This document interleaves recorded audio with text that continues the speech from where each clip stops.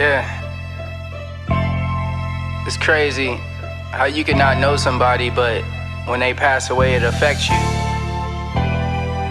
or affect the way you look at things. Wayne, let's get it. Damn, I miss Nipsey, Mac Miller, and Kobe. Shit just ain't the same, and it's wrecking my brain. Fuck the fame, man, it's not why I came. My aim is much higher, you wouldn't understand. You busy with these hoes and chrome tires. Peasant shit, nothing I desire. Maybe before when I was immature, but I'm destined for more. The essence of a hero, but a Gemini and the other face is Kratos. Get the fuck about my way, bro. Give a fuck about how'd your day go. If it don't pay dough, I'm trying to feed the fam. I told them I had a plan, and I can't fall short. I gotta take off like I'm Luka Doncic, you know. 207 mil on the deal, yeah, cause shit is real out here. Government stripping rights, I fear. So I'm gripping the mic, give them a load of my freedom of speech. I know that you feeling the heat and it's all me. Sheesh. I've been out here all on my own, trying to get in my zone just to put the city on now. It's mine now. I've been out here all on my own, trying to get in my zone just to put the city on now. It's mine now. Bag it and tag it as a classic. These niggas is average. They thought I couldn't miss before. Watch me skyrocket my average. I mastered my talents by watching the masses, crafting my own elements. Now look at this guy, or a supernova, explosive popping the top off of rappers with a pen dog.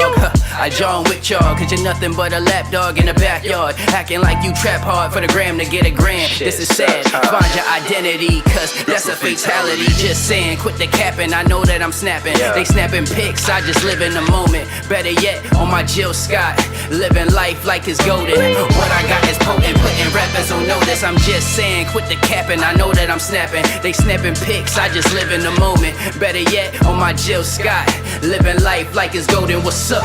I've been out here all on my own, trying to get in my zone just to put the city on now. It's mine now. I've been out here all on my own, trying to get in my zone just to put the city on now. It's mine now. All those solo nights, night was created, infatuated with the art of the rhyme, telling stories with metaphors.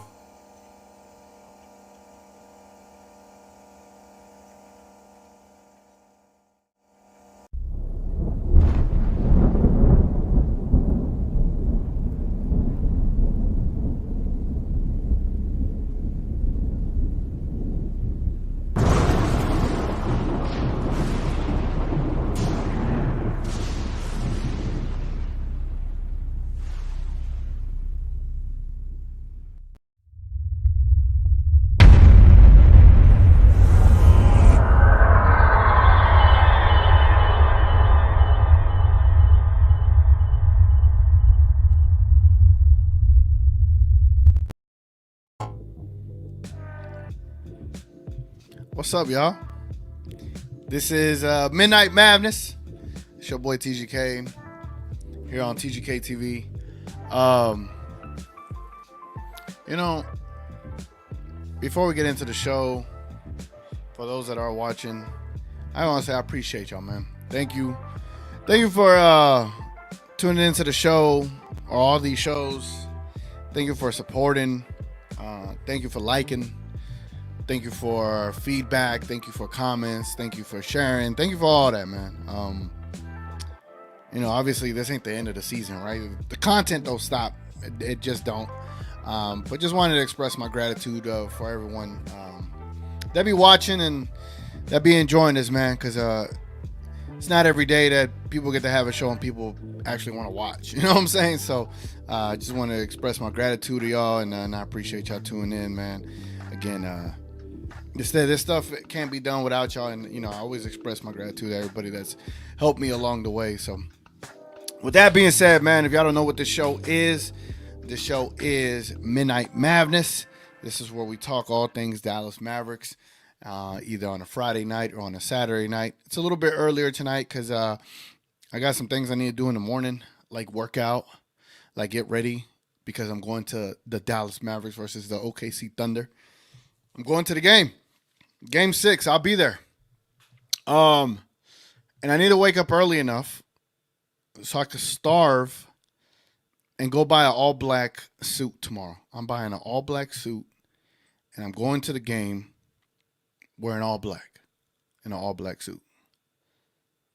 It's like I'm going to a funeral, like all black, black tie, black dress shirt, black blazer, black slacks, black shoes, black dress shoes, black socks, black shades, maybe a black cowboy hat, a black cowboy bell, a black Mavs logo. I'm going all black. It's a blackout tomorrow to fade to black. Now I know it's gonna be hot as hell tomorrow. Now I'm still weighing the options whether I'm gonna do a pregame show tomorrow. I don't know if y'all interested in that. You know. Now I say that y'all check the description. So, side note, this is sidebar. I'm gonna get back to my main point. Sidebar. There's this Twitter vote system thing that we got going on right now. It's between myself, Nick Angstead, slightly biased, and damn, I forgot I say his name correctly. Let me see. I don't know how to say the name correctly. That's how I know I'm tripping. Hold on. I got it. I got you. Where's it at? Hold on. It is it's not Christian, but is Wistrian or Wiston. I don't know. Instead of Christian, the C is a W.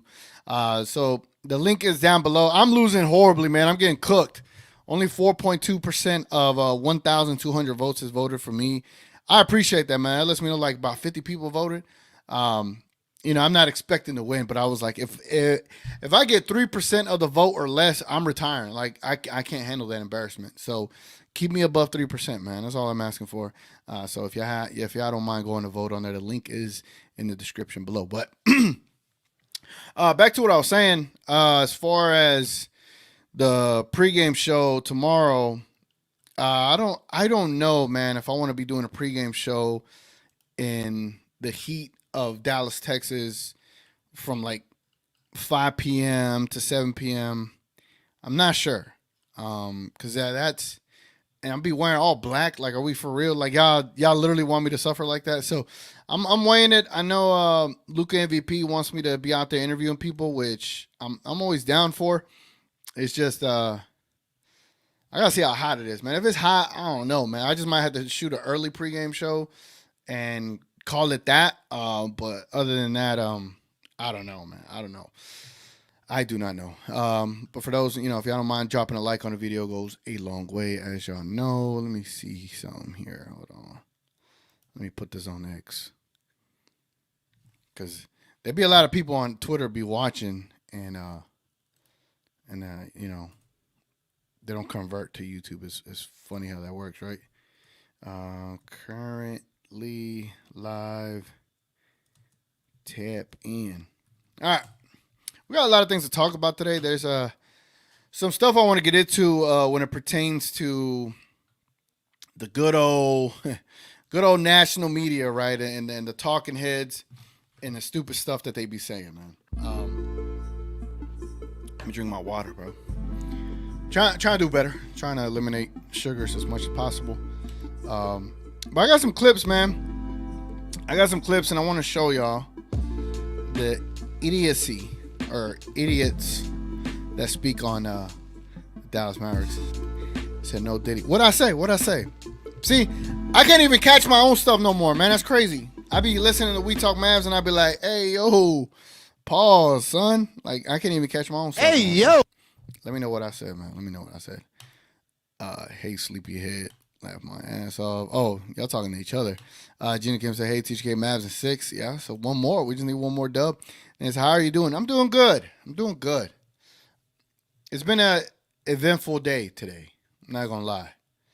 I've been trying to focus on like rest because I had to be at work like at 5 a.m. today, and it's like an hour route, so I had to get up around. Yeah, it took me forever. But I'm good. The Garcia Mavericks. Okay. I like that. Hey, we got TMP in the building. What's up? He said we ride. That's what's up, TMP. That's what's up. Hey, we got Ray in the building. He says first, I guess. Nah. Y'all all first, man. What the hell? DV says CGK need that dub for you, man. Look, I'm gonna bring the energy to my section tomorrow. Like if my section is on some bullshit, I'm be turning around like y'all get the fuck up. You know, I go to the games and I lose my voice. I've never been to a closeout game. This is gonna be my first ever closeout game I ever attend in my entire career. In my entire life as a Mavs fan. Career. What the hell am I talking about? Like I'm playing on the court. But this is going to be my first closeout game I attend. So I'm very much looking forward to it. So I can't wait. I cannot wait. I'm dead. Okay, I get it. Black Thong. That's Black boxer briefs, man. We'll do that instead. I know Black Thongs up in here. Gina Kim said, give the Mavs some luck tomorrow. Be loud and bully anyone not cheering. I got you. Gina, what shoes you wearing? Make sure to show us the whole fit too. All black gonna go crazy. Yeah, I got you tomorrow. Hopefully tomorrow, because I'm sorry if like I'm not talking. Well, I am talking Mavs stuff, right? I'm asking for insight. I don't know whether to just vlog tomorrow or go live. You know what I'm saying? Because I feel like if I go live, I don't know. I'm trying to weigh it. I'm trying to weigh the options. Either I could take a second phone, and that first phone could be for the lives. The other phone could be for like extra footage. But then it's just me going, unless I involve Luka MVP or MVP Luka to play a role into like filming other stuff. Like it's a lot. It's a lot when you go to a game and you're filming. And also doing pregame show, and also trying to get to your seat, and also trying to enjoy the game. Like, it's a lot. It is a lot because I'm carrying wireless mics. I'm carrying a portable brick, right? Charging brick. Carrying cords. Carrying mini tripods. Carrying holders. Like, you're carrying all this stuff. And then in addition to your keys, your wallet, you know, all that stuff. It's a lot. A lot goes into it, you know. And then what was messed up, you go live, and then the fucking feed is horrible. The audio is horrible, and it's like, knowing me, I'm a perfectionist, and I hate going live and it sounds like crap. You know what I'm saying? That's just me. Wear some black gloves too, OJ style. I need to write that down. Hold on, let me write that in my notes. I'll forget if I don't write it down. Let me write that down. Look, if y'all don't mind dropping comments on what y'all want to talk about tonight, I'm going to open up the show around 8:55. I'll let people come up here and we can chit-chat. But in the meantime, I don't know if y'all don't mind commenting some stuff. So what I'm going to go over here in a second is the stupidity of ESPN on what they said. They said, what players would you take over Luka right now in the playoffs? They said some crazy stuff. Kendrick Perkins and this other dude. I want to talk about what Skip Bayless and Keyshawn Dumb Johnson said on Undisputed. They said some stupid stuff. And then First Take, we hear what Stephen A. Smith and the mother folks said over there. There's a lot of dumb shit being said by people, bro. Like, I don't get it. But in the meantime, man, if y'all don't mind, besides what I said, I'm going to show y'all. If y'all don't mind commenting on what y'all want to see or talk about, let me write down black gloves. Black leather gloves, right? Black leather gloves. Like, bro, if I'm wearing all this shit, like, ain't excuse my language. I already put the disclaimer. Midnight Madness, we cussing here. Black leather gloves. If I wear black leather gloves tomorrow, ain't no way I'm doing a pregame show. I might vlog, right? That way it's a little more controlled. You can bring out the phone whenever you need it. I'll try to make an effort to run into Slightly. Try to make an effort to run into Nick Angstead. Try to make an effort to run into any other Mavs fans that are out there. I know I've seen a couple on Twitter talking about they're going to be at the game, so I'm gonna try to DM them and see if I can run into them. I think a vlog would fit a little better, you know. So, how about this? I don't know how I could set this up. Nah, Master Fame, I'm not doing that. All right, here we go. We're going to set a poll. We're going to knock this out, then we're going to get to the math stuff because I need y'all help. I honestly need y'all help. I appreciate y'all being here. So, game plan for tomorrow, right? I'm going to put several options. So, PGS stands for pregame show, okay? Pregame show, live, no vlog, right? Or early pregame show, home, and vlog. So that means early pregame show at HM, home. Well, I could write it out. That'll mean I'll do the pregame show like a couple hours before the game. You know what I'm saying? No pregame show and just vlog, because these are some options that I would consider doing. And then none of the above. Yeah, there we go. All right. Y'all pick. Y'all let me know, man. Options are simple. Pregame show live at the arena, no vlog. Or early pregame show at home and then a vlog. Or no pregame show and just a vlog. Or none of the above. Y'all let me know. That way I could schedule out my day. I got to figure out my day. So I'd have to get up early, go get my suit and tie and all that good stuff, and then get back home to knock everything out. Jenny Kim says, "Yeah, bro, it's a funeral. We need to pay our respects. Do it for the content." Can you give me a shirt, bro? I'll pay for shipping. I needs me a shirt. What type of shirt? What type of shirt? Like the shirts that they give out at the arena? I'll hold it for you. If they give out a shirt, I'll see if I can steal one because people don't want to wear them, right? And I'll try to hold one for you. Unless you want talking about a different shirt, then let me know.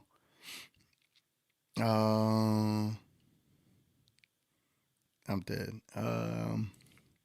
Martin Blake says, you attending? We should win. Yeah. I think Gina Kim asked me, like, what was my record this season?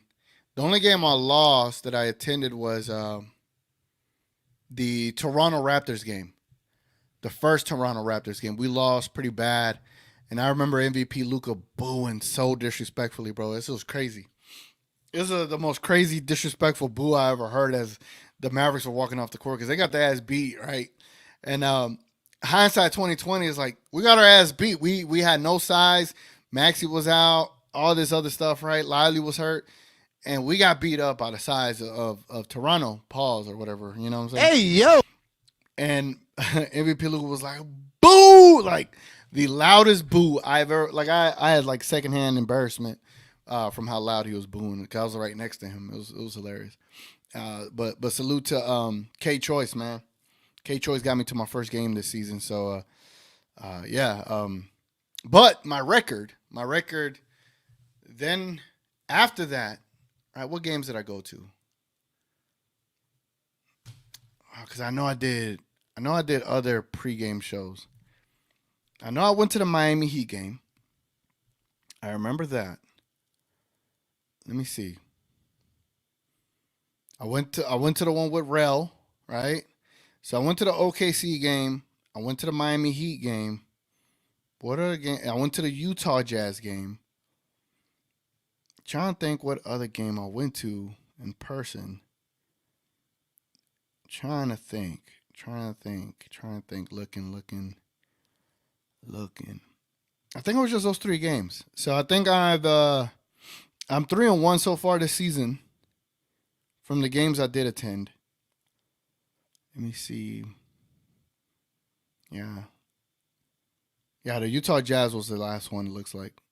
So Utah Jazz game, when we had like 18 dunks or 20-some dunks in the game, was the last game I attended. I didn't attend none of the playoff games so far. So this season, I'm 3-1. As far as my playoff record all time, I think my playoff record all time, I'm undefeated. No, I'm not undefeated. I've probably been at like 5 games. I went to a San Antonio one. I went to the Utah Jazz one. I went to a Phoenix one. I can't remember quite the other one. Then I went to one of the LA Clippers one in 2021. Game 3. That was the only game I lost. I remember that one.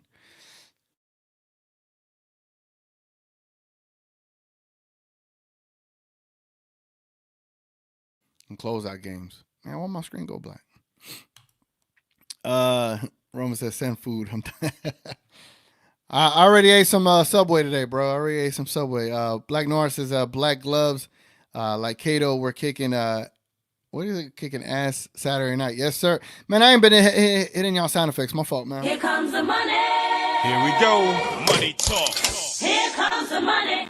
My fault, guys. Let me read Gina Kim comment right quick so I get her sound effect. Y'all, I follow rules. All I do is repost, tag other people. I barely comment. Daddy, chill. Yeah, y'all gotta chill on Gina Kim, man. Y'all gotta leave her alone before she beat y'all up, dogs. Let me see. Master Fame says RDJ got away with it. Oh, Master Fame says also paint your.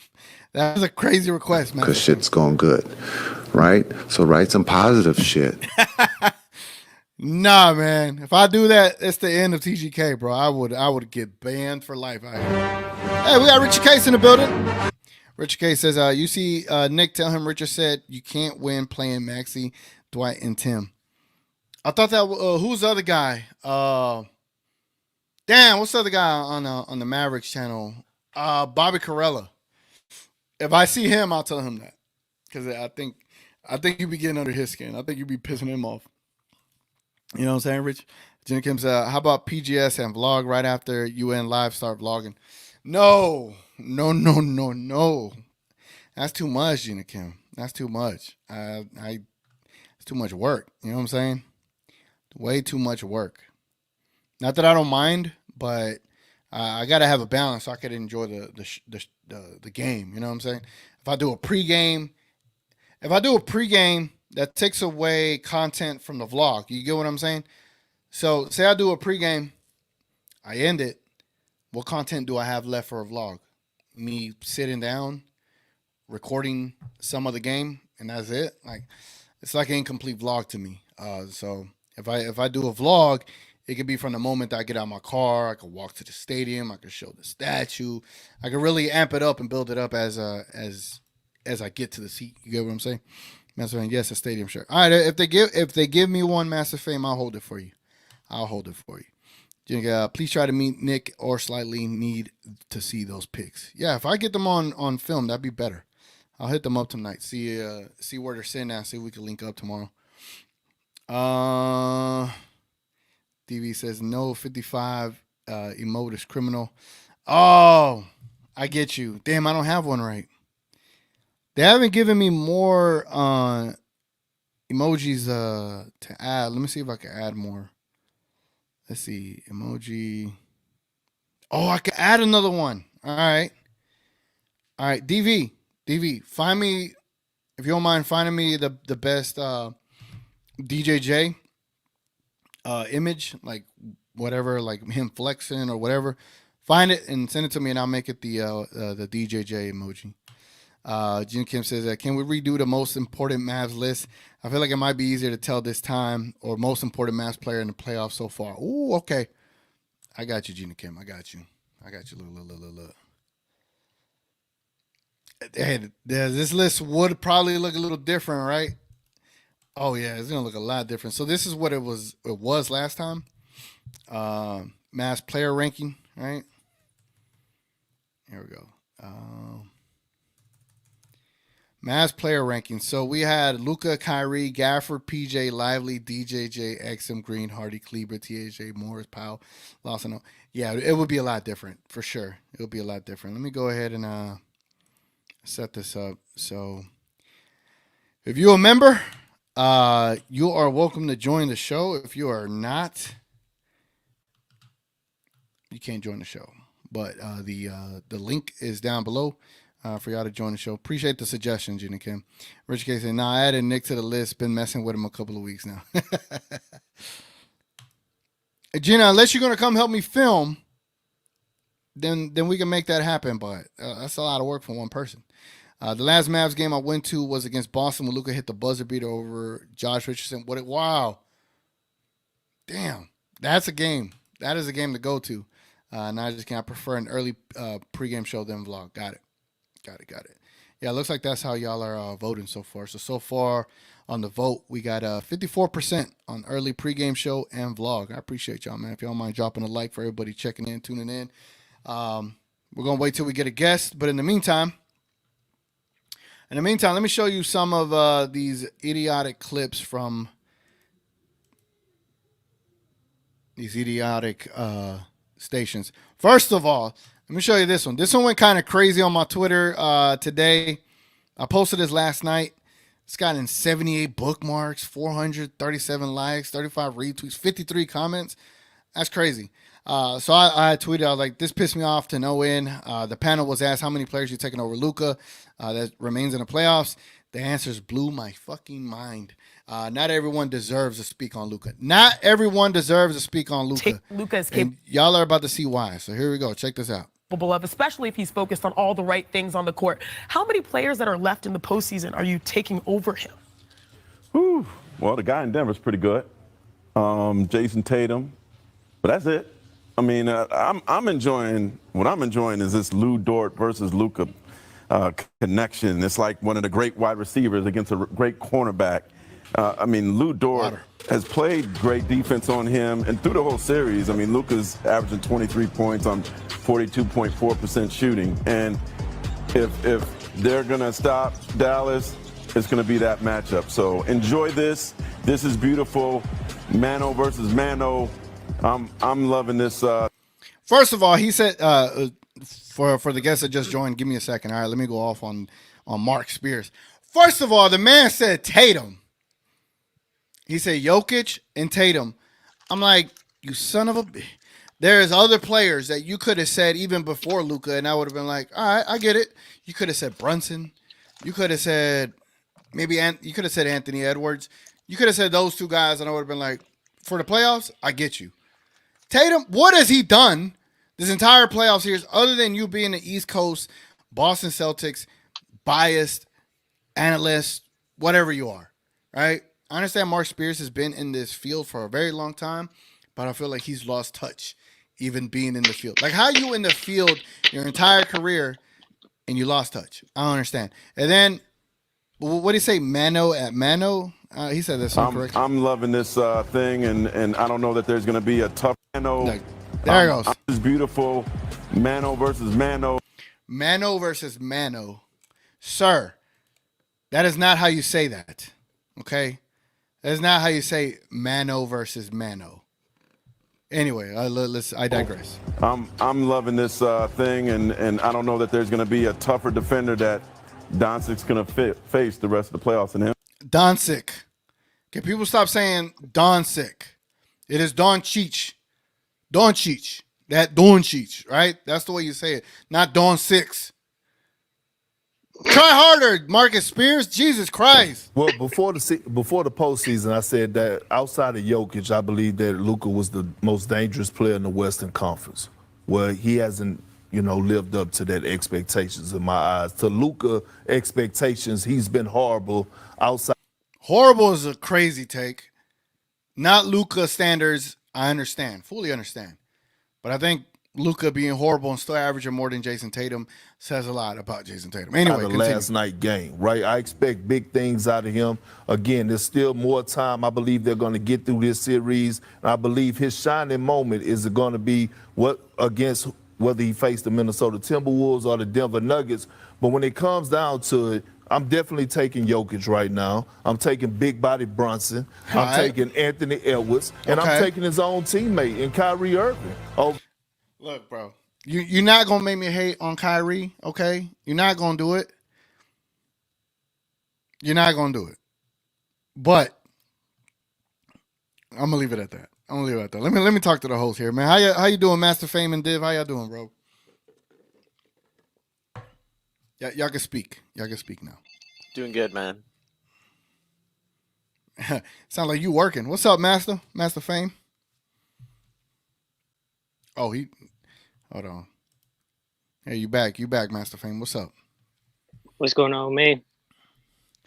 Not much, man. Not much. Just here reacting to stupidity. Like I have to Yeah, call it what it is. It's stupidity. can I get that Mano versus Mano is my new sound, bro? Like that's golden. Mono That's versus mono. Mano versus Mano. I've never heard that shit in my life, and that was that had me dead. I know. I was like, when I heard it live, I was like, dude, come on, man. Like, if you're gonna do it right. Like, this is where Massive Fame. This is where I get offended. Like, even like now as a content creator, right? Like, if I don't have my shit in order, I'm gonna get called out, and I would rather not get called out. Like, I'd rather be informative at the very minimum, right? Preferably, I'd love to teach and you know, enlighten people on stuff. But at the very minimum, let me be informative or at least respectable in the conversation. But if I'm saying mono versus mono or dumb shit like Dawn Six, what is Dawn Sick? It's Doncic, right? Like I just feel like where's the effort from these guys? These guys get paid to do these things on a show and to watch basketball, and they it's like they half ass it, and that's gonna be the running theme.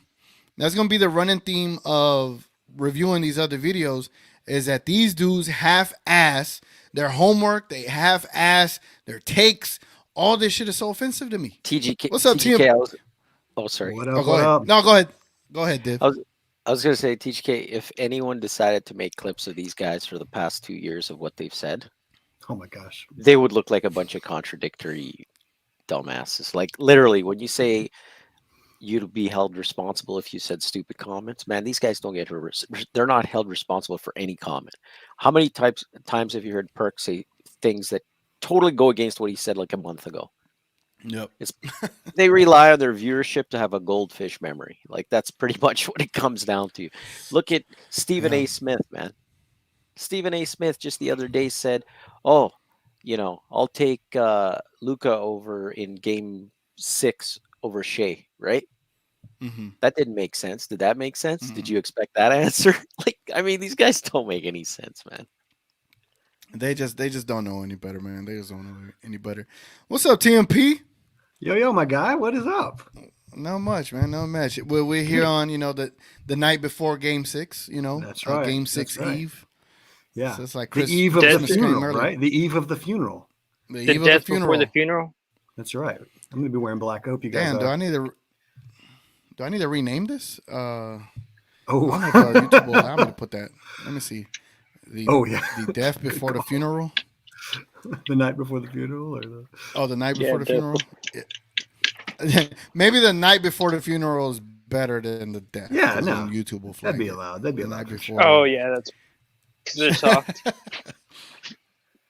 Yeah, my thought on Luca is if we can all collectively agree that a player is great enough to learn how to pronounce Atentacumpo, then we can learn how to pronounce Doncic, right? Like we can figure it out as a league and as a fan base and as media. Doncic. Like, Doncic come is on, his like- name. Doncic. Yeah. Yeah, right. It's just it baffles me. It's just fun, Baffles me, man. Don Kick. I mean, it's been pronounced so many weird ways, and I get it. It's a unfamiliar last name. It's not Smith or Anderson, you know, or anything like that, or Trevino, or something. You know, a familiar kind of name. And so you have to train your mouth to do it, just like we did for Giannis, because we go collectively as NBA fans. We went, that guy is great enough for me to learn his name. You know what I mean? Mm-hmm. Like there are scrubs all over the league who are Euro or African or whatever. And we don't know exactly how to pronounce their name, right? Because it's tricky for our tongue, right? But the stars, you just go, oh, okay. He's one of the best players in the world. If it's Giannis's case, he's one of the greatest players of all time. If it's Luka's case, he's, you know, on the way to being deserving on that kind of list. And you just freaking learn out how to pronounce his name. You know, you just teach your mouth how to make the sound or close enough, but they're not close enough far too often. Yeah, DV, I'm gonna get to you right quick. But while we're here, this is an old me, a younger me, a younger me, and this video was how to say Luka Doncic correctly. I ended up going into the field and asking like regular some of my friends on how to pronounce it. This is let me show you. This is way back. Does it say 4 years ago? Okay, 4 years ago. And the reason for that is because I had some Slovenians in my comments saying, you're saying Luka Doncic incorrectly and this and that. I was like, all right, so I'm going to learn how to say it, and I'm going to do a video on this. So check this out. What I'm going to do is I'm going to get a couple of friends that come up here in front of this camera, and I'm going to ask them basically to pronounce this name and see how people from Dallas pronounce it, whether they get it wrong or they get it right. So stay tuned. Recording. All right, bet. So when I show you this name, I need you to read it, pronounce it the way you normally do it. Okay. All right. Yeah. He's like, oh shit. Luka Doncic. Okay, you got it right. Yeah. That guy's good. You nailed it. That's my guy Dave right there. What I can't say, apparently, how do you say pizza? Luka Doncic. Also true. Also true. So a lot of people on my YouTube give me a lot of shit for not pronouncing it correctly. But it's pronounced as Luka Doncic. Doncic. Doncic. Okay. So now you know. I get Doncic though. Doncic. Bro, I can't even say that shit. I just know Luka. That's it. I can't. It's Luka Doncic. Doncic, right? Yeah. There you go. Luka Doncic. Ain't that Luka? I don't know his last name. I know his first name, Luka. So the proper way to say it is Doncic. Damn, I was close though. Doncic. I was close in a bit. Doncic. Luka, how they pronounce it or how do I pronounce How you pronounce it? Doncic. Luka Doncic. The proper way to say it is Luka Doncic. Doncic. Doncic. Well, this is a little lines of. Oh, that's words. Fire that guy. Luka Doncic. The proper way to say it is Luka Doncic. Doncic. Doncic. There you go. You got it. So I'm going to ask you to pronounce this name as you normally would pronounce it. It's either a name or a word. And I'm just trying to get a vibe for how people in Dallas do it. Luka Doncic. Proper way to pronounce it is Luka Doncic. Doncic. Your boy said Don Thick. Don Thick. That's my name on Twitter. Luka Doncic. Got me stuttering this shit now. Dragic. So Luka Doncic. The proper way to pronounce his name is Luka Doncic. Doncic. James Harden. James Harden. So proper way to pronounce it is Doncic. Okay. Fuck, Luka Doncic. Fuck. All right, that's fucked up, bro. So the proper way to pronounce the name is Luka Doncic. Doncic. Yeah, I'm getting educated today. Appreciate it, man. All right, no problem, man. So how do we say Luka Doncic now? I said it right the first time. Nobody still gets it right. So yeah, man, that was a while dude, back when I was great. Yeah, when I was playing some flag football, man. I'll share this in the comments. Let me copy it, just in case y'all wanted to see it afterwards and laugh at it again. That's awesome, man. Industrious reporter right there.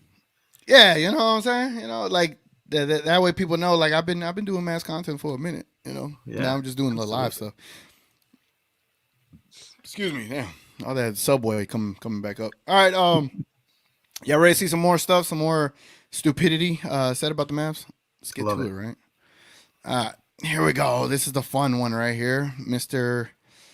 Yeah, we'll get to the man of the hour. Mr. Pierce kills this segment. Paul Pierce. Oh yeah. What do y'all think about Paul Pierce, man, and the way he's been on TV here on Undisputed? He's the only one that has any experience in basketball, and it shows. It shows by a mile. Like he's actually legit. He's not. Yeah, you could tell he's not being paid to say shit. Yeah, he has, years and years of credibility, right? Like it pained me for the first couple of years he was on TV just to watch him because he was understandably, finding his sea legs basically. And I think doing the best he could to not be a homer, but it was still there. I think this is the first season where we're, at least in the clips I've seen, he's been really fair. He's been speaking his mind, which I love. If you're going to be on there, have an opinion. But his opinions at least have backing, right? Unlike Keyshawn, that's just a straight homer and ignorant, right? Like Paul Pierce gets up there and talks ball, and you're like, okay, Paul Pierce. I find myself agreeing with Paul Pierce. I don't know the name of that pod he runs with KG. I think it might be KG's pod or whatever, but he does it with him pretty regularly. And I'm like, these guys have good takes. Like, who knew? Who knew that these guys I've spent my life hating, at least sports hating, could have intelligent basketball opinions that I agree with, right? Skip, I think he's been killing it. I'll even go with this. Even Skip has done better this year, except this series he's been a homer, but he admits it. Even in the beginning here, he admitted it. Look, I'm a fanboy here. Right? yeah, he's OKC. Yeah, no, I totally agree with TMP because I've never really been a big fan of Paul Pierce, just throughout his whole career and stuff like that. And so hearing him actually use logic and eyes and watching the games and studying and looking at numbers and all these different things that these other guys just get a packet and just kind of skim through the pages and then just talk about whatever comes out their ass first. And to have Paul Pierce on this panel and actually keep these guys informed of what an actual NBA player sees in watching a game. And these guys are just kind of, casuals. I mean, we're just going to say what it is, right? They're NBA casuals. Keyshawn Johnson, like, dude, shut up already, man. Like, God. It's funny. Imagine if. Go ahead. Sorry, TK. I was just going to say, it's like Keyshawn shows he wakes up barely on time to get to work and then just spews whatever he thinks at that moment. He doesn't it don't sound like he does any prep. Like, I understand they trying to catch lightning in the bottle with having a football guy talk basketball, but I just don't think he lives it and breathes it like even us. You know what I'm saying? So I think it's more based on how he feels as opposed to finding some rooted reasons behind his stuff. But what were you gonna say, Div? I was gonna say with Keyshawn too. Imagine if it ends up being Chicago or Boston versus Dallas. He's gonna have a tough time. Because he's a Laker homer, right? That's right. He can't stand Dallas or Boston, it seems. Well, you'd watch him flip to Dallas real quick because I'm assuming the Boston hatred runs deeper than any Dallas. I'm not putting my money on that guy, man. I'm not putting my money on what he's gonna say. Anything can come out of that guy's mouth. I wouldn't be surprised. He'd be like, what if? He's gonna be like, but what if Boston gets to cooking? I'm like, yeah, exactly. Okay, you can say that about anybody. It's like, all right, what if they score more points than the Mavericks? Like that's his takes. It's just like very, very surface level and just nothing fundamental behind him. But let's check out. That's low-key's insult, right? I just noticed that pause, man. I looked at Paul Pierce's face. Is this guy serious? My God. Bro, that's hilarious. His face was like, that's disrespect, man. Oh my God. Keyshawn, man, Keyshawn. Now I enjoyed him when he was a Cowboy playing wide receiver. Like he gave us some stability there. But you didn't. No, I like Keyshawn, Galloway, and Terry Glenn and Antonio Bryant. I was a big Terry Glenn fan. But when Keyshawn, dude, I've never liked Keyshawn. Even when he was playing, man, I was more into giving at the time Patrick Creighton was young, and I was wanting him to get more touches rather than Keyshawn, to be honest with you. Hey, Master Fan, let me ask you this, and maybe TMP, you might know this too. I doubt you do, Div, because I don't know if you're a Cowboy fan. But do you remember Keyshawn Johnson's first game with the Cowboys when they played the Vikings? Let me test y'all. No, I fail. No, I don't. There's between 2004 and 2007, it's all blur. Yeah, so it was 2004. Opening day game was against the Minnesota Vikings. And I don't know if y'all remember this. You could probably look it up. It was when Keyshawn Johnson was going out of bounds to catch a ball. And he got hit midair, but under his legs. And he got flipped like a backflip and like landed on his head and shoulders and all that. But he was all right. But since that moment, I was like, damn, like he put his body on a line for us. I was young, right? I was like, he put his body on a line for us and we lost. But Damn, that was a crazy play. Hold on, let me see if I can find it. Now, let me play some more of. And that's probably why Keyshawn Johnson has a screw loose because of that hit. I like how he cuts off Paul all the time. I don't like that. Yeah. But here, let me show y'all this. I can't find the video to it. The video is insane by itself, but this is an image of it. So you can kind of see how high he got up. He got hit from underneath, and you could kind of tell where he ended up landing. It was a crazy play, man. Crazy play. But yeah. Imagine look at my memory, man. That's nice. Imagine if Paul Pierce was like trying to talk about the NFL and like criticizing a wide receiver. How do you think Keyshawn would react to that? You know what I mean? Like if the roles were reversed and Paul Pierce is trying to talk about wide receivers in the NFL and stuff and tell Keyshawn he's wrong and stuff, what do you think Keyshawn's saying to him? Right. It's such a stupid take, though, to sit there and talk about shooting percentage of a team. It's like, what if Kyrie and Luka hit 70 points every game in this series? What happens then? You get swept, OKC. Like, what a dumb take. Like, but also, what was shit for this what's crazy about it is, if he knew basketball, he would know that the Mavericks are impacting that 3-point percentage. You know, like they're running them off the line. The shots that they are taking, they're kind of forcing them because the majority of the shots are getting contested. The wide open shots that they have, they're shooting their normal percentage, but the majority of their shots, they are being heavily contested or ran off the line. Jason Kidd, hey, for as much crap as we gave him when he didn't have Lively out there to defend against Harden in Game 4 because he was like, we'll give up the 2s instead of the 3s. We thought it was crazy. I thought it was crazy, but then it's like, I see why. You know what I'm saying? But it's been working, and they've been doing an amazing job. Can I ask you a question? Go ahead. I just have a question. I don't mean to contradict you, TGK, but a noted national sports expert, basketball historian told us today or recently that it's not really the Mavs defense, right? It's not really the Mavs defense. That's not, the Mavs defense isn't really doing any good. It's just that the Thunder are missing shots. So, I mean, I don't know, man. Should I believe him? Should I believe this noted hater, this Kyrie hater? I don't know. Go watch the Denver series. Guess how many open shots Denver misses throughout the playoffs this year? Quite a few. They're not shooting anywhere near what they normally shoot either. Struggling. And Denver is struggling of shooting, and that's why they keep being in these hard series. They should have done way better than they're doing right now. Right? Well, but like I said, shooting like crap, that whole team. Only like I said before the playoffs started, I said that Denver's the team that you really want to play because when it comes down to it, their bench is trash. Yep. I mean, last game they scored like 2 points in the first 3 quarters or some shit like that. Like it's their 5 and then the rest of them. Like like Flight says, the rest are nobodies. I agree with what King was saying, right? On the other show there, he was basically saying, like me, I agree with him because I feel that we're better served to play Denver than we are Minnesota. And the reason I say that is because Minnesota has the bodies to play physical on Luka. And if Luka gets to play against Denver, who the hell's going to stop? Tell me a guy that's going to be able to stop and contain Luka unless they double. I mean, would they try Gordon? That'd be stupid. Who's going to cover Kyrie then?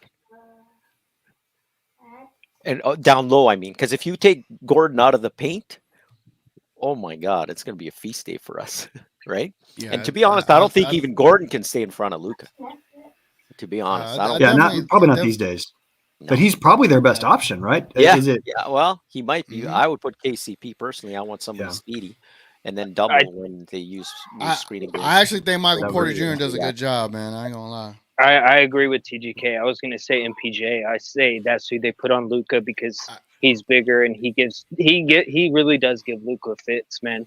I hate that Luka hunts him. And then the games that we played against Denver, he hunted MPJ. I hated it. I was like, do not hunt that matchup. Like, there's no advantage. You don't have height advantage unless you're gonna post them up. You still don't have the advantage unless you're gonna drive and try to get a foul. Yeah, you got an advantage there, but he doesn't have. Go ahead.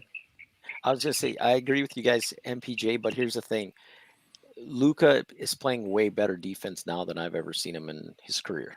Like this last game that he played, the defense he played, he was like amazing on defense. I never thought I'd say that about Luka defensively. He was amazing last game defensively. I couldn't believe this crap he was doing. I'm like, they can't even get by him. They're passing away from him. They don't want to take that matchup. That's when you know you're playing good defense, right? Yeah. And I mean, I couldn't believe it personally. I'm like, what the heck am I seeing here? That fourth quarter block he had on Shea was just awesome, man. Yeah, but totally it just clean, shows, just a block. And you know what's crazy to me? It's just he's able to realize now he doesn't have to try and put his body in front. Just stay with the guy close to him. You have a long reach. Just make him have to take a harder shot. Hey, Gina Kim asked the question. It says, TGK, to everyone on stage, who would y'all prefer to play in the Western Conference Finals and why? I feel like we have an advantage against both. Wolves, we could play Gobert off the floor. Div, you want to start us off with your answer on that one? I don't agree with Wolves at all because, you know, the whole playing Gobert off the floor is dependent on three-point shooting. And I'm not comfortable with Luka's three-point shooting if it's going to stay the way it has been all playoffs. That would be a horrible matchup for us because the only way we're beating the Wolves is if we're all hitting like 40-some% on threes. I think that's the way we beat the Wolves. There's no way we're going to beat these guys the way they play. If they pack the paint and they don't have to worry about any kind of penetration, because even Kyrie will have a hard time in that series to score, even if he was playing lights out, right? I think they're a bad matchup for us. I personally would love to see Denver because I think we can easily pick and roll these guys. We can drive to the hoop. And the way we're playing defense too, I don't think they'd like it either because Joker would have to be turned into a scorer the whole series. He would have to dominate, drop 40 for them to win because I don't think he could do his little passing BS and get away with it. Master Fame, what's your answer on this one? You know, I've actually been thinking about this question actually since last night. So that's kind of crazy that Gina came out. I know me and her, we think a lot of the same things when it comes to the Mavs. So I'm going to say Nuggets is probably going to be the better matchup for us because while they do have a lot of length, like I just said a few minutes ago, their bench is absolutely horrid. If Christian Braun and Reggie Jackson, I don't know, is Reggie Jackson starting? Or is he off the bench? I thought it was KCP, but I haven't been watching you. Oh yeah, KCP. Yeah, if these guys aren't hitting KCP, he's probably their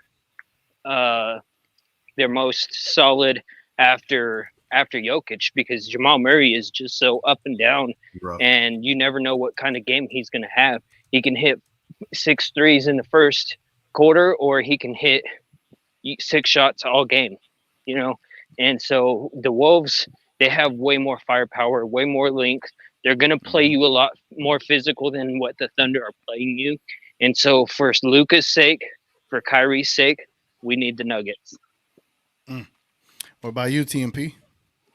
Yeah, I said this last night. I said, you know, man, the petty side of me would so love for Denver to go down in this round. Like I would just love all of the national media that have their knee pads for Joker and just to have to watch the wheels have to turn and see the rationalizations and the justifications that they would come up with. I don't hate Joker at all. I don't love the narrative around him like he's this unbeatable supercomputer, especially since the fact that they haven't had very difficult paths in the playoffs, right? I think if they beat the Wolves, that's the first 50-win team they've beaten in the playoffs, right? Oh, wow. Isn't that the stat? I think it is. I'm pretty sure. Yeah, I think it is. Yeah, I'm pretty sure. And so they haven't had this dynamic, awesome, like Mavs 2011 stretch where they're just beating other great teams, right? They've kind of had favorable matchups. And I know you tend to have favorable matchups when you have the clear best player on the floor most nights, right? So I kind of would love to see the Nuggets go down in flames. But then I was like, I kind of think they're the more favorable matchup for our Mavs. Like, I think we match up better with them, right? Plus, I mean, you hate to think this way, but you have to strategically. Murray's hurt, man, and he has been bad. Like, he has been also bad, right? And Michael Porter Jr. hasn't been great, at least in this round. The defense of the Wolves have really been bothering him. And Aaron Gordon will, get the dunks and the back cuts and all that kind of stuff, but he's not the kind of threat. And so, like, if we can, I mean, what's the answer for Jokic? I don't know that there is one outside of doubles. You know, I don't know, or just hoping that he wants to pass that night, you know, and isn't determined to score on you. But I think overall, man to man, as you face up the rosters and compare them, I think what the Mavs do well works better against the Nuggets efforts than against that insane, hellacious, athletic, never stopping defense that the Pups will throw at you. I mean, like they are just insane, the kind of defensive intensity they throw at a team. Oh yeah. That's a great breakdown, TMP. That's why you're TMP, man. We got Knight in the building. What's up, Knight? You mind taking a shot at this question? Who would you prefer in the Western Conference and why? Not that we're looking ahead. I'm not, but because Gina came ask. So if you don't mind answering, give me your take on that. Well, what's up, everybody? Knight. What's goody? Damn, far as Western Conference. In the Western Conference Finals? Yeah, which opponent would you prefer? And why? Okay. All right. Timberwolves would be a great matchup. I think it would be a war. I think that's one that goes to they probably both go to 7. But I think for Luka's legacy and maybe even Kyrie's, you want to beat the best. And right now the Nuggets are the best. And fuck taking the easy way. I mean, neither team is easy. So it's like beat the champs and you can claim you're the best. You beat the Timberwolves and it's like, all right, you beat the Timberwolves. Right. So as far as legacy is concerned, I would say Nuggets for the opponent. But if we're just going for a show, then Timberwolves. Oh man, Ant versus Luka. The narrative writes itself. It writes itself. I mean, both. You got Luka or Jokic, or Luka versus Ant, right? It's an awesome storyline. Yeah, I think Luka and Jokic is box office. For me, it would be, if thinking from a strategical standpoint, to me is Denver, solely for the simple fact that I am running isolation against Jokic every single chance I get. Good call. Isolating Jokic all day, every day. I'm going to call for a pick at half court and make him defend me at half court. And I'm going to get downhill, and we are going to force their hand. Yep. Jokic is going to run away. He's not even going to hedge. He will not hedge. And when he doesn't hedge, you got an easy pull-up 3. And you got Luka or Kyrie pulling those. Yeah, that's automatic. It's barbecue chicken. I think we match up fairly well. I think if it were me, we're putting DJJ on Jamal Murray right off the bat, because MPJ, he's a spot up shooter for the most part. He can't create like that. KCP, he can't create like that. The only 2 people on that team that could create is Jamal Murray and Jokic. And the way Jamal Murray creates is he needs picks, and he has to run around things like that. And I think one of the best defenders in the NBA literally right now is on our team, and that's Derrick Jones Jr. And so I would put him on Jamal Murray, and then everyone else is spot-up shooters, honestly, right? You obviously want to double Jokic and then keep him out the paint as far as possible. And then you're literally going to play the same game plan that you're playing against the Thunder right now. Instead, you'd rather let Jokic kind of work on an island, but also throw him a couple of double here and there. But I would just love to see the Mavericks isolate Jokic to death, wear him out where he has to guard, and then he has to go play offense. And I think it'll be a war of attrition, right? Who's gonna survive? And I think the Mavericks should be able to have the upper hand, because I just think they have more offensive weapons. They got better defenders, and in a weird way, I think we got better shooters right now.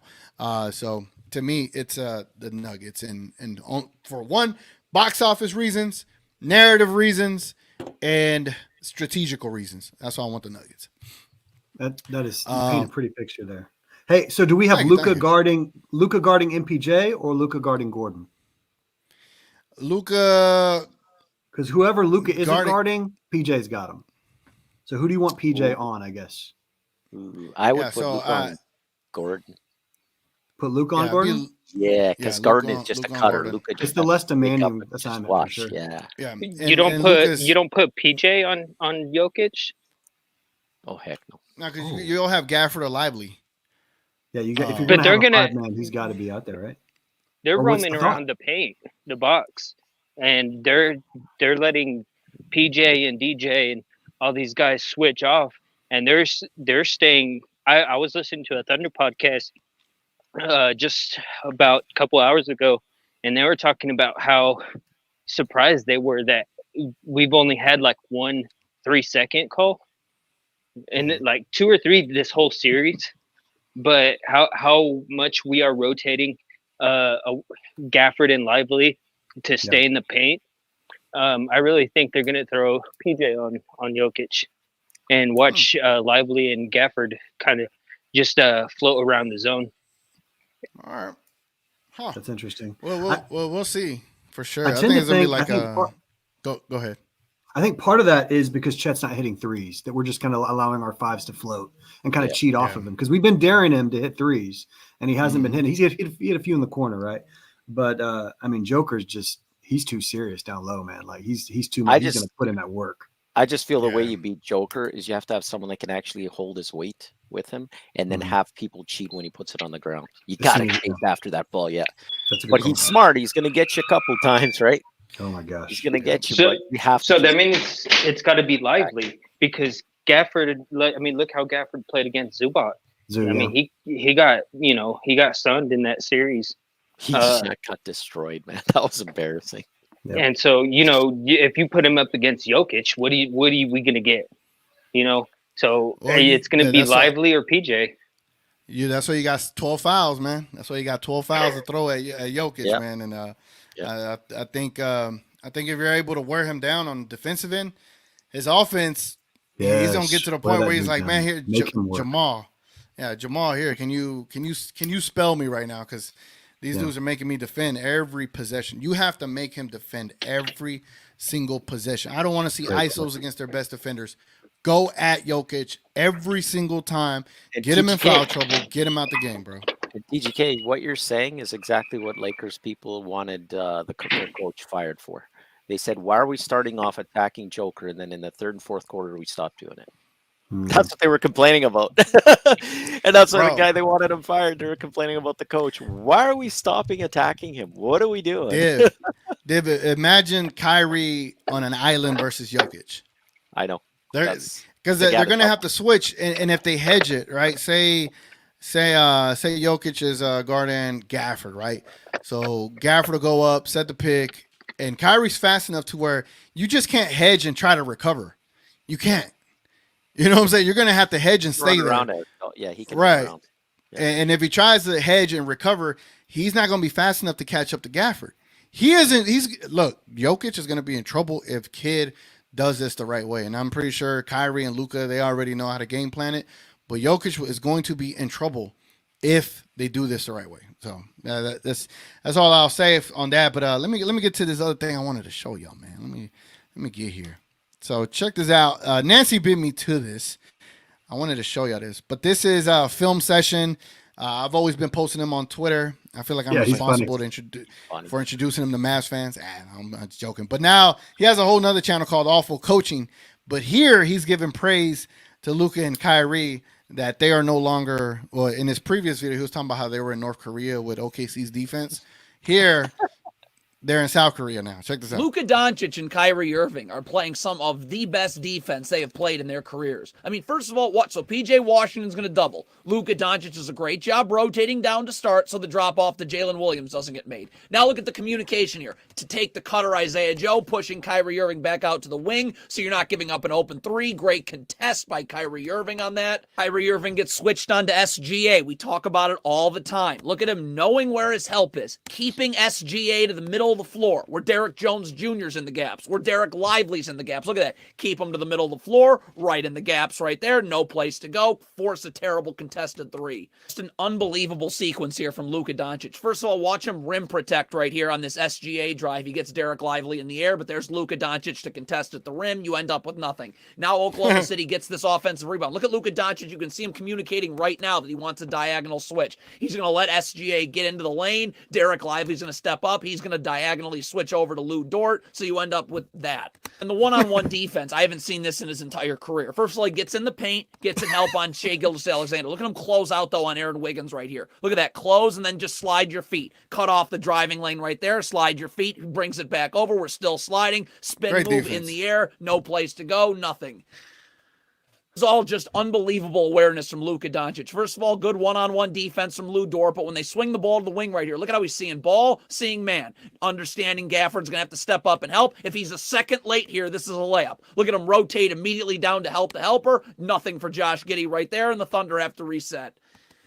Just an unbelievable defensive possession here from I think it's my Luka favorite Doncic. First of all, possession he's right got here. Check it his out. right foot on the block right here, in the gaps, able to close out, slide his feet. You're not giving up an open three. Nothing for Chet Holmgren there. Use your size, get him out of the paint. Now a late clock situation. What does Luka Doncic do? Does an amazing job rotating to the ball, getting in the gaps right there when Jalen Williams spins off Tim Hardaway Jr. Force that. Shot clock violation.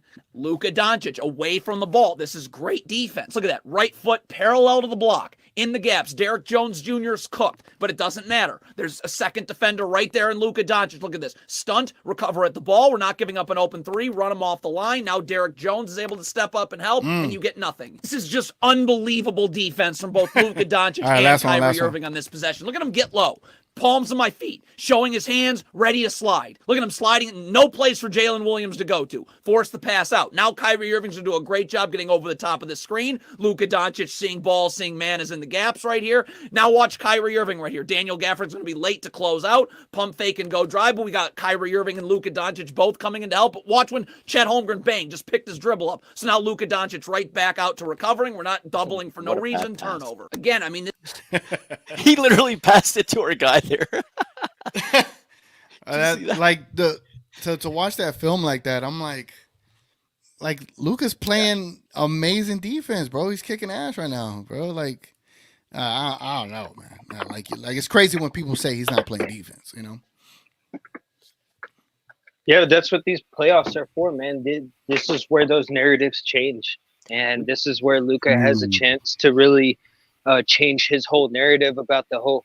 I mean, if he plays Game 5, as far as like his love for the game and not complaining and stuff, if he plays like that the rest of the playoffs and that type of defense, especially if they make it to the finals and win the finals, which I think they will, that's going to be Luka's way to change his whole narrative, and which sucks because he's going to win the finals MVP before league MVP, but you know, I'll take this is where those narratives change. This is where Derek Jones Jr., PJ Washington, all these guys become elite defenders in this league because they're doing it on the biggest stages.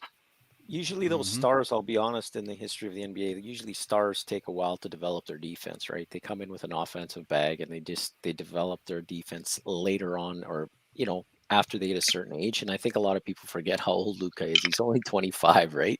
Yeah. So he's just starting to get better, which I love to see, because if he's showing that defense like he's showing us, he starts doing that. I mean, shit, man. Like, sky's the limit, right? Yeah, and what we're seeing in that highlight package is Luka's best defensive effort, right? But people, I think, should have been giving him credit. He chirped about this a few times in interviews and made jokes about I'm going to be all defensive second team and stuff like that. Like, his defense this season, when he was healthy, was the best defense of his career. And obviously, the great ones in the playoffs step everything up. They turn it to 11, right? And so now you can't leave anything in the tank. And that's what we're seeing. We're seeing really what we're seeing is his fullest potential being realized as it is right now. Now, maybe next season he learns new tricks. He gets more defensive respect from the refs. You know, who knows? But like right now, what we're seeing in the playoffs is his maximum effort, right? The Deadpool line, maximum effort, right? That's what he's given us like every night. He's given you, and this is the one thing, even when he was bricking threes and like TGK was saying 65% on that knee and everything. I still think he was giving you everything he had. Now, there was that one game where he was barking way too much and complaining way too much. What was that, 2 games ago? Yep. But like over the stretch of the playoffs, he's been giving you everything he had. And so like, I'm with you, man. I hope the narrative changes. And I agree. If he makes it impossible not to change the narrative by taking a team to the finals and winning finals MVP, the narrative must change. It has to change. Imagine him in the NBA finals playing defense, shutting down, I don't know, Tatum, right? And it'll be on a Sunday afternoon, Sunday night. We go into Monday knowing that everybody's got to talk about Luka shutting down Tatum. Like, it'll just be narrative-wise, the best path for Luka would be he beats Shea right now, then he beats Ant. That would be the best narrative. Then he beats Tatum, like you said. That would be because that's the new class. Yeah. Going back to like Gina's question, who would you guys rather play in the finals, KP or JB? JB. New York. Give me New York. Give me the spiciest matchup possible for the finals. I want to go to New York for a NBA Finals game. I would pay money to go. I will use one of my credit cards. To go. I will go. The narrative would be that Luka little broed Jalen Brunson. On the biggest stage. Well, yeah, we would be rightly favored against the Knicks. Like I'm sure we would be favored against the Knicks. We have a better team than they are. Yeah. Imagine Stephen A. during that series. Hold your horses, guys. Hold your horses. But 8 minutes left. They have a 20-point lead against the Knicks, Indiana. Yeah, Pacers are pushing it. What? 20. Oh shit! They're killing them. No. They ain't got nobody on the court. Don't they got a lot of Are they in players. Indiana? Yep. Yeah, tonight there. Yep. But still, man, that's a nasty. All right. So beyond, I know this is thinking like way ahead because I'm going beyond the finals. I'm going next season. Will Luka show us defense all season next year? Depends. Probably not until February. I think it depends on the team. If we become even better, he doesn't have to play as hard defense during the regular season, and we can still win easily, right? Or now I'm thinking guys will pace them. Now I'm thinking that he might just turn it on if we're about to lose in the fourth quarter. Yeah, I think it really depends on his health entering next season. Because I think after last night, I think before Game 5, I thought he was like at 63%. After Game 5, I thought he was like 74, 75. You know what I'm saying? Like he's the Wolverine, bro. Like he's getting healthy as he's staying active. You know what I'm saying? Like he's regenerating. Hold on, let me get my sound effect. Where's my regenerating sound effect? Give me a second. Here we go. Yeah, that's Luka right now, man. He's regenerating, but there it is. Yeah, charging up. Who's gonna say something? I think it was Master. You about to say something? Yeah, I was just gonna say, do you guys think that he's gonna have to have any type of surgeries in the off season? I don't, because he's got the tear, right? The Achilles tear or whatever it is. It's like a small tear. Oh, no, sir. You're not playing on no Achilles tear. If your Achilles is badly damaged at all, you are. That's sick. what I think. That was Tim Cato was soreness. Saying that. He had Achilles soreness. Yeah, soreness. Yeah, dude, you're right. To close the season, he did have an Achilles issue. You're right. Yeah, he did. Yeah. So, I mean, do you think, like, because he's got a lot of stuff with his legs, man, maybe he should just do like JP from Grandma's Boy and get them bionic legs, you know? I think he needs to lose more weight, man. That's what it comes down to. If you have more weight, it's worse on your knees. That's it. That's fair. That's a really good I know point. he probably doesn't want to hear that because he probably likes his food, but yeah, sometimes you got to sacrifice. Yeah, you gotta take some time off, man. Because I wrote this down when we were talking about Mavs Boston. Y'all tell me what you think.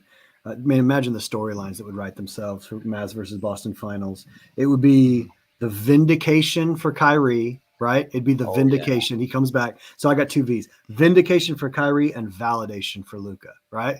So you got this idea of like saying, "No, Luka is the best player in the world, or is right up there with, he deserves all the recognition, and you get Kyrie at a chance at redemption. I mean, that'd be crazy. Yeah. That would be crazy. Man. I see we got MVP Luka in the building. What's up, man? How you doing, bro? What's up, y'all? Hopping on a little late, man, but I've probably been listening for about 20 minutes and just soaking up the moment, man. Tomorrow is just such a big game for the Mavs. I know everybody's excited, man, and just hearing y'all talk about Luka regenerating, right? What we saw from him in Game 5, and then the fact that Kyrie's been so quiet as far as getting buckets the last 3 games. It's very possible tomorrow night that we get both of them. That Luka game that we kind of been waiting for and waiting. And I think tomorrow night, man, is like Game 6. Obviously, OKC's a good team, but Game 6 in this exact situation. I know I always date myself and talk about how I'm an old head, but I've been watching NBA playoff basketball for like 3 decades, right? So the home team just puts an ass whooping sometimes in this exact spot.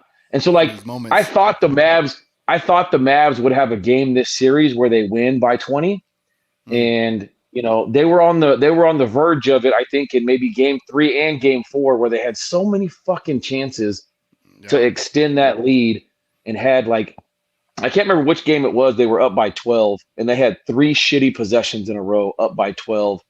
They could have blown that. They could have blown that game wide fucking open. So hopefully that's what we get tomorrow night, man. Because I was disappointed in the crowd in Game 3, but I know a 2:30 start on Saturday. Game 4, the crowd was much better on a Monday night with an 8:30 start. So I have to imagine in a closeout scenario, Game 6, crazy tomorrow, man. Start. Tomorrow's going to be off the fucking hook. Maybe the best crowd of the season. Every time I say some shit like that, I get disappointed, but I mean, maybe.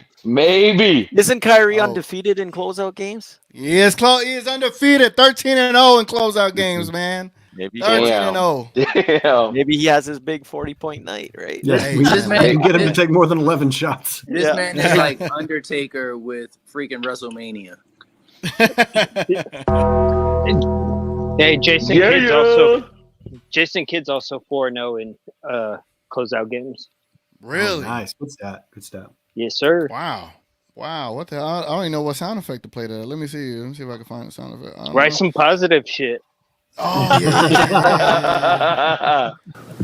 I just asked you a question. And I'm giving you a fucking answer. Shit's going good, right? So write some positive shit. Oh, man. Maybe we'll watch Major League and get some Kentucky Fried Chicken and put that in his locker. Twitter's a hell of a coach. I'm about to fill my whole board up with nothing but Jason Kidd quotes. Just Kidd quotes. Hey, if since the Denver game's going to Game 7, when's the first game for the Western Conference? Wednesday night at 7:30 tomorrow. That's a good break for Luka too, man. Yeah, it is very vital for them to ensure that they get enough rest. Hey, MVP Luka. So what's the plan tomorrow, man? You want to fill us in on how this is gonna go tomorrow? What time I need to meet you? Where we sit in? All that good stuff. Oh, man. Okay, so I went to OKC Game 5 with my German friend Toby, and we were. It's so funny. It's a cool story. Cool story how I ended up getting invited. Check it out. It's so funny how just like his English, it's like a very broken English. So like I find myself when I'm talking to him, I'm talking sort of like him a little bit slower so he understands, right? But then when I'm not talking to him and I'm talking to a regular person, sometimes I still catch myself talking like that to my wife or something, you know what I mean? But like he obviously met you when we went to that merchandise thing, like the last game of the season. Yeah. And then I've shown him a couple clips of the show.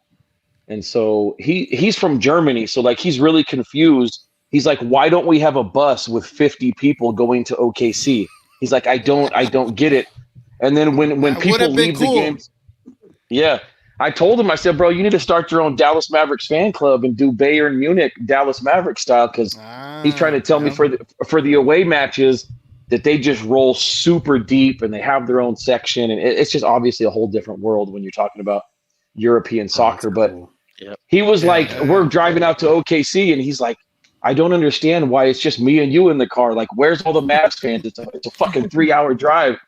And I said, well, they'll be there, but we just don't know who they are, I guess. I don't know. But anyways, he says, what about Garcia? That's what he calls you. He calls you Garcia. Nice. So he says, what about Garcia? Is he like the biggest Mavs fan you know? And I said, I mean, bro, Garcia is as big a Mavs fan as you could probably have. And he said, okay, Mavs, if they win game 5, I buy ticket for Garcia for game 6. Wow. And he said, I am a man of my word. And if they win, so of course they won. And he said, okay, I buy ticket for Garcia.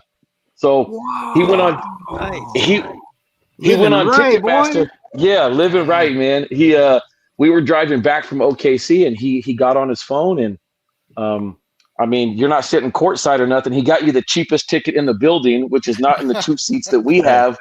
But sir, you are in the building for game 6 tomorrow night, because Toby, yes, my man Toby just wanted to share. Like, his spirit is to just share the joy with somebody else. And like, even this morning, I dropped him off in Dallas this morning so he could go hang out with another German dude that we met in OKC, and now they're best friends and dudes in Dallas. That's a whole nother story, man. But Toby was asking me like, yo, is Garcia excited? So I showed him some of our messages on Twitter, and I was like, bro, he's I can't even put into words how excited he probably is, and just what a cool moment this is. And like you would put in your message that you've never been to a closeout game. Never have. And so when I shared the messages with him in the car, the smile on Toby's face was so big, because the fact that he got to bring some joy to you, man. So like, I bumped into this guy on a complete accident the game against Atlanta, when they did the game against Atlanta, Golden State, Houston. So I met him that Thursday night before the game, and he had traveled to Dallas by himself for 5 days to go to all the Dallas Mavericks matches that weekend. And we just struck up such a beautiful friendship. And so he went back to Germany, and now he's back here for like a couple of weeks. And he said he's going to stay here as long as the Mavs are alive in the playoffs. And he said if he has to spend if he got to spend all his money and go back to Germany broke, he's staying here as long as the Dallas Mavericks keep playing basketball. So That's what I'm talking about. That's why he's the MVP. That's why he's the GOAT. The GOAT. Yeah, baby, let's go. So look, you tell me what's the plan. TGK, you tell me what's the plan, because I see on your poll about the pregame versus the vlog. Like, fill me in. So for those that haven't voted, there's 4 options for the game plan for tomorrow. PGS stands for pregame show. So I said either we do a live pregame show from the arena and no vlog, or we do an early pregame show from home and then I'll do a vlog from the arena, or no pregame show and just a vlog, and then none of the above. But 55% of people are saying early pregame show and then a vlog. And I think that's the one I prefer, MVP. That way I'm not because if we do a pregame show from there, the quality isn't the best, the audio isn't the best because it's live. So it's transferring data from a Wi-Fi to everybody here, as opposed to I'm connecting to a cord right now. And if I were to do a vlog where it's controlled, the audio is going straight to the phone, and then I could post, edit, fix it, and all that stuff, I think the quality is better. And then I'll be able to communicate with like a slightly bias and be like, hey, where you at? So we could film a little something, right, for the vlog type of deal. So I think that is a better love option. That's smart. I love that idea all around, man, because we talked about how interviewing people pregame is such good content, but it's so difficult when it's live, and it's so difficult with the Wi-Fi. So when you do it with the vlog and you can edit it, it's just way, way better, and it's going to be way cleaner. Funny, quick story, man, and I'll let y'all get back to talking about the Dallas Mavericks. But we were in OKC. Me and Toby and Maurice. Okay, we walked into Coyote Ugly because it was literally the only bar that we could get up to the bar and actually order something, and it's right there in downtown OKC. So it's me and the two Germans, and we're there for maybe 15 minutes. And Slightly Biased rolls in with like 6 or 7 Mavs fans. What? And I'm like, oh my goodness! And so I've never met him in person. Yeah. And he just knows me as the Fire Jason Kidd guy. So like, I wasn't, but like only via Twitter. And I've heard him maybe say something to Nick before, like, yeah, that one guy that's, the Fire Jason Kidd guy or whatever. And so I didn't, like, I'm not going to run up to him and be like, hey bro, it's me. It's the Fire Jason Kidd guy. Right. So like we were just talking basketball and hanging out. And I told the Germans like, yo, this dude's famous over here. Right. And then, right before we were getting ready to leave, I tried to invite everybody to do karaoke, but it just ended up being me and the Germans. But Slightly and I got to talk for maybe like, I don't know, 5-7 minutes. But as I walked up to him when we were getting ready to leave so I could invite him, he said, hey man, aren't you the Fire Jason Kidd guy? And I said, yeah, bro, I'm kind of trying to turn I'm trying to turn a new leaf, to be honest with you, bro. And like just kind of move on, man. But nice to meet you. So anyways, all that to say, I sent him a message on Twitter today that was like, bro, it was really cool to meet you. And I said, hey man, TGK is going to be doing the pregame show, I think, live from the plaza, dude. That'd be badass if you could hop on for a few minutes. And he messaged back and was like, oh yeah, no problem. And I know you had him on the show before, and you and him know each other, but I was like, man, let me throw some feelers out there, because to me, the plaza, the party at the plaza pregame, before the game, it's just going to be so hype. And I think, if we have the microphones, because remember the time we tried it where they took away the microphone and we had the handhelds, it just didn't work. It's gonna work tomorrow, and I think you're spot on with doing the pregame show early from home, getting a bunch of badass content at the game, interviewing as many people as possible, and just having some fun with it. Oh yeah. Appreciate you, my guy. Yes. I'm cool. I'll hit up Slightly, see if he could come through. I already know, like, Slightly's a big figure in the Mavs, content universe. So I know if he's out there in the plaza, he's gonna get quite a bit of attention, right? So I don't want to take too much of his time. You know what I'm saying? Because I'm pretty sure I could only assume, right? I could only assume. So I'll hit him up and see if I could be like, hey, I'm in the plaza right now. Come through, quick little 5-minute, get you on the vlog, and then try to run into other people. But definitely, I want to interview other people, and but I'm gonna be all blacked out. MVP Luka, I'm gonna be in a black suit, everything. So it's gonna be hot. So we're gonna have to be in the bro. You better area. you better bring a fan or some damn ice packs with you, because it's supposed to be 90 degrees when we out in the plaza. Yeah, I'll stay cool. You always stay cool. TGK. Yes, sir. I wanted to stay on till 10, man. I gotta get up early tomorrow. Anything y'all want to bring up before we head on out? I just wanted to say one thing about Kyrie real quick. Go ahead, I'm just kind of getting tired of everybody talking about how Kyrie has quote unquote disappeared, and he needs to step it up offensively, and he's not the same Kyrie right now. He's old. He hasn't been in the playoffs this long, which, yeah, those are all true things. But do people not watch the games? Like, I don't understand how they can say that Kyrie is having bad games when he's doing everything that is needed, that's required, whether it's stuff that's on the stat sheet or not. And it's just really it bugs me that he doesn't. That everybody thinks he's kind of taking a step back, I guess, or slowing down. And I know who you're talking about. I think you're talking about Stephen A. Kendrick and the guy on Undisputed, the guy that roots for the Mavs, and Luka. What's his name? Which one? On which one? Legler. The one that, Undisputed. He has his own show, and he argues with Nick Wright. Damn.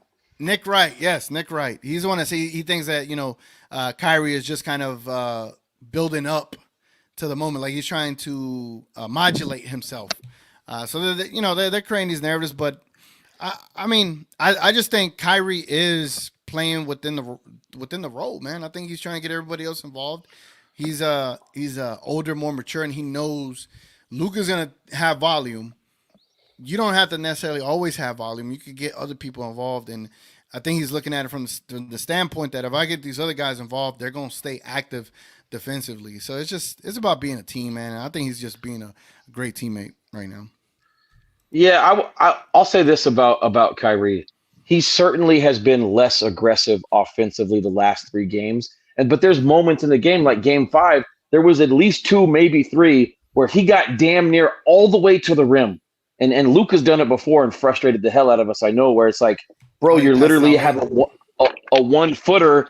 I would rather Kyrie take a contested 1-footer than maybe like, I don't know. I mean, I guess PJ's been knocking everything down and so is Derek Jones Jr., but like there's times where it's like, bro, shoot the fucking ball. Even times like there was another play where he had like a 15-footer and I just don't understand why he passed it, because that's the shot that he just lives off of. He eats when he gets to that spot. And so something has changed with him. And if you say he's playing a different role, I understand that. But like obviously all of us would love to see the Mavs win the championship. I don't think this version of Kyrie is enough for them to win the chip. And I'm just saying it. We need Kyrie to find his path, to find his rhythm, and to turn it back on, whether he's modulating or whether he's trying to feel the game out and get other guys involved. I think he needs to still make some adjustments if this team's going to go all the way. Yeah. I think those adjustments are coming eventually. Like I think it's a bad matchup for him, to be honest. This team. He's getting doubled. He's getting doubled too, like right off the rip. They saw, and they saw Luka and we got to give OKC credit for their defense, you know. So, but I think against Denver he gets unlocked, or I don't know about Minnesota, but against Denver he gets unlocked. But I know. Oh, go ahead. I was gonna say on take that with you. Brian Damaris was talking about how Kyrie is trying to get these guys like PJ, DJ, all these guys. He's trying to get them prepared for the bigger stage by taking somewhat. Because I mean, Luka's been kind of still putting up. Dude, I can't believe somebody said that Luka had the worst game of his career, and it was in Game 4, and it was still a fucking triple-double. And so, like, Luka's still playing like Luka, regardless of the complaining and stuff. We just prefer the no complaining. I don't think people realize that Mavs fans probably hate the complaining more than anybody on this earth from Luka.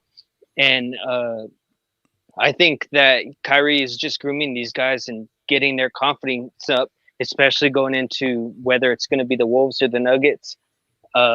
These guys are going to need to be prepared and have this confidence because Kyrie can turn it on whenever Kyrie wants to turn it on. And he can just score 19 in a fucking quarter in, 5-6 minutes.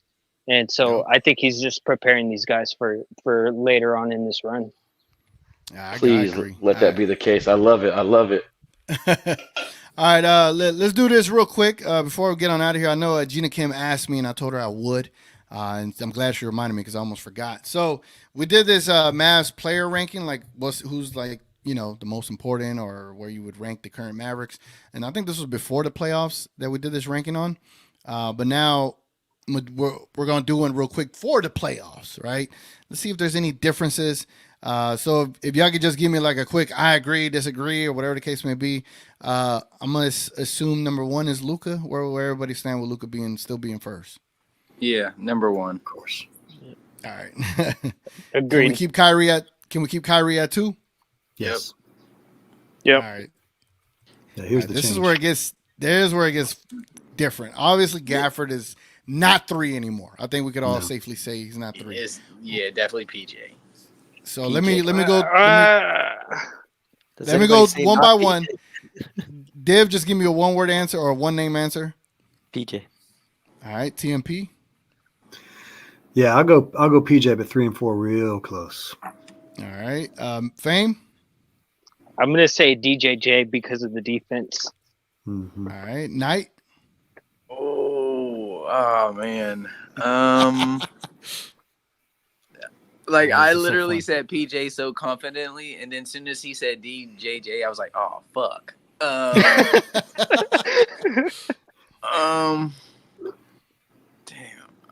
I'm gonna go PJ.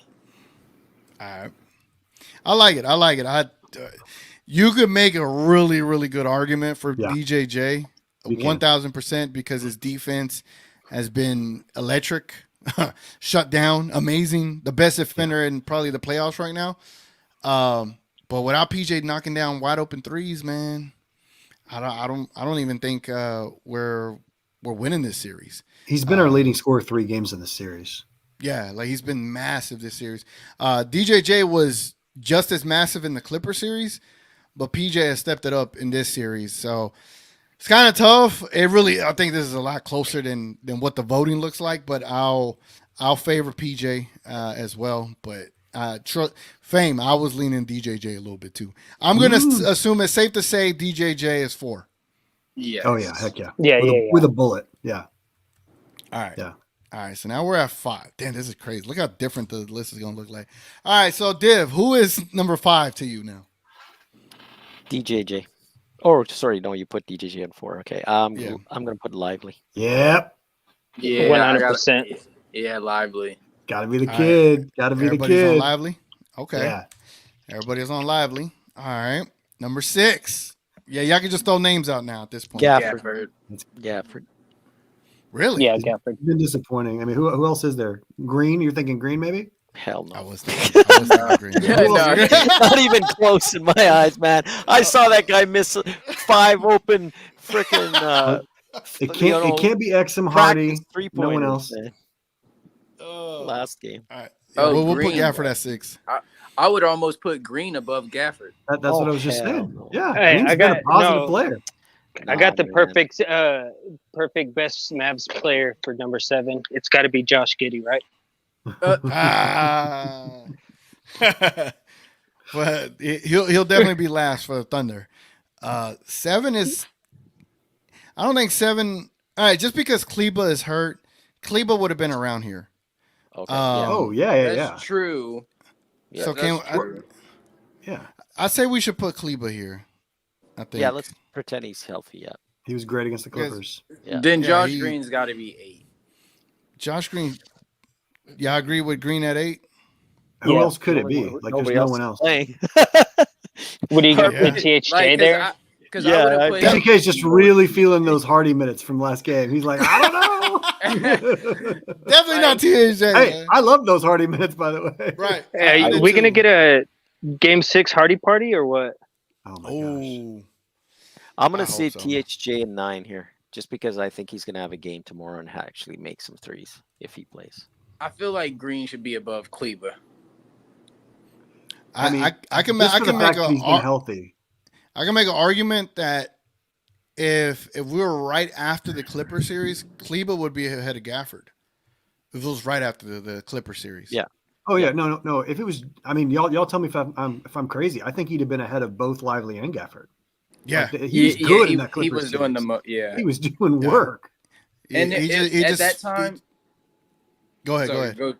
I felt like at that time in that series, it was like not Gafford forgot how to play basketball, and Lively was being a rookie. Mm-hmm. Yeah. Clippers Zubac center. really, Yeah. Kleber came to save the day with the threes and defense on Zubac. It was great. If this was right after the Clippers, Kleber would be up there. But because of how, availability, what is it? Availability is your best ability or whatever the case may be. Best ability is availability. Yeah, he just had to drop down a little bit. But the fact that he's still up here says a lot about how he performed so far in the playoffs. I think this is looking right, man. Number 10, obviously Hardy, right? Yeah. Or we put an Exum. I mean, yeah. Oh, I think it's got to be Hardy. Exum's been unplayable. Good point. Yeah. He had 5 nice minutes, and then they didn't play him the very next game. Because in Hardy's moments when he has been in there in the garbage time against the Clippers, played amazing. I think he almost outscored Harden, right?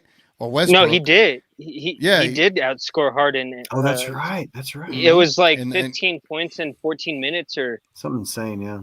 Or 13 minutes or some shit like that. And yeah, he beat Harden by like 1 or 2 points or something. And I know he didn't play efficiently from shooting wise in his last game, but I thought he was very impactful with his passing. He had like two alley oops and then a nice little floater. Now you make me think that he should be 9th, not 10th. I mean, he's a competent dribbler, right? Which is just more than you can say for THJ. Yeah, that makes me think he should be 9th. THJ didn't THJ help win us game 2? He had a 17-point game. Yeah. Okay. Yeah. We got, even though he played like crap in game 4. And then shot ridiculously bad in 2 consecutive shots in game 5. I still give him a little bit of an edge, man. I give him a little bit of edge. He's been playing defense, and there's been some decisions he has made when he drives to the basket instead of shooting that did look good. It's just that one highlight, man, is going to stay forever. Oh, my gosh. And I think his dad's not helping his case either. So, it's embarrassing. Yeah, and I think that's it. I don't even think we have to mention the other guys. I think this is the rotation right here that they've established, and we'll just. I don't think it's worth mentioning the others, but Max might make an appearance, right, if he gets healthy. I don't know. What even happened to Max? What was it? Sprained ankle. Sprained ankle. Practiced. Yeah, sprained ankle during practice. Yep. All right, let me see the poll. 55% on that. See, we got 21 likes. We got like 40 people in here, man. Y'all get the likes up, man. If y'all enjoy this show, get the likes up. This is a great show. Salute to the panel, man. Appreciate y'all so much. Let's see some of these comments. Let's see if they agreed with us. Let's see. So Gina Kim said PJ at 3. Yeah, he was there. She said Lively at 4. Oh. I like it, Gina Kim. That's where my heart would do. Yeah. She was like, might go DJJ at 4. I would say DJJ at 4 because he has 2 consecutive amazing playoff series as opposed to Lively finally honing it in against OKC. Lively at 5. All right, Div. Let's see. Damn, she said Green at 6. I don't know. I think Green is perfect where he's at right now. Cole says Maxey would be a solid 7. All right, cool. I like that. We agreed. I like how we got Green at his jersey number. Yeah. That's true. Top 8 with Maxey back is the best top 8 in the NBA. That is a pretty solid top 8. Those Celtics might have something to say. True. They are vicious when KP's healthy. Hey, you heard that he might not be available until Game 3 of the Eastern Conference Finals? I did hear that. Hey, Knicks should have got this done tonight, man. They would have had opportunity, you know. So they did lose? Yeah, 116-103. It's Game 7 next. Dang. I don't want to go Game 7, man. I don't either, man. No. I don't either. Damn. Latte. Get it for 16. Oh my gosh. That's the Captain America meme. I got that reference. Hey, that's okay in OKC from what I hear. Yeah.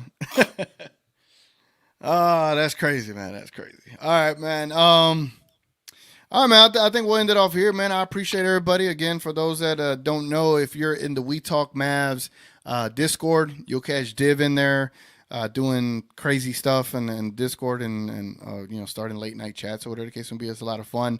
TMP, tell them where they can find you at, man. You could do a better job than I could. No, yeah, it's pretty easy. You find me at the Mavs Pod if you're on YouTube, or at Mavs Highlights on Twitter X. Yep.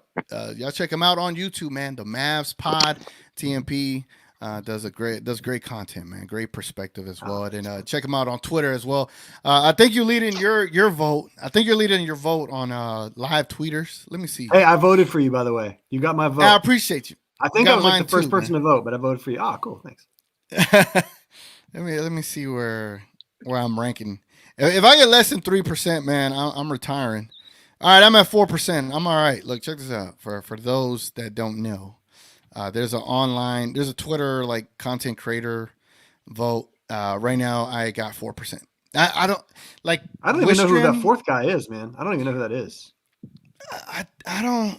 I try to look him up and see what he does, but I'm no shade. I just don't know, you know. So I need to find a way to see what he does. But yeah, slightly biased and Nick Angst that are dominating that. I feel like they should have just put Locked On as one option, and then added some other folks. But yeah, man, I ain't gonna lie, I'm getting cooked. But out of 1,300 votes, 4%, I'll take it, man. I'll take it. Hey, that's not too bad, TGK, man. Nah, I know I'm a small little fish in comparison, but I'm happy with it, man. I'm happy with it. As long as it ain't 3%. Sometimes those smaller groups are the best to be around, man. Oh, 1,000%, man. Like I started the show, man. I started the show with gratitude, so I was very thankful for everybody that be tuning in, man.